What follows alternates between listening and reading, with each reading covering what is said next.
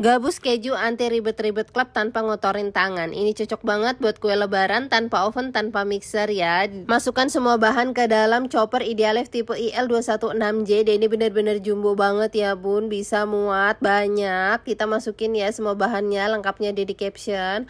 Habis itu aku haluskan. Slow juicer ini juga recommended banget ya, low watt dan harganya terjangkau. Nah kalau udah halus semua, terus kita keluarin pisaunya ya. Karena dia beneran gede kayak bowl gitu, jadi kita tinggal masukin nih tepung sagu atau tapiokanya, terus kita tambahin sedikit garam, habis itu diaduk yang rata ya pakai tangan. Habis itu kalau dia udah tercampur semua seperti ini, masukkan ke dalam plastik segitiga. Siapkan minyak suhu ruang, lalu kita tuang seperti ini nih, panjangnya sesuaikan selera kalian masing-masing.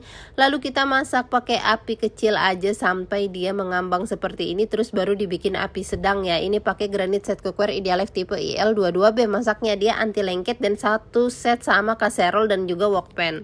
Kalau udah sedikit kecoklatan gini, kita angkat, ditiriskan, lakukan sampai selesai ya. Jadi deh gabus keju anti ribet-ribet klubnya.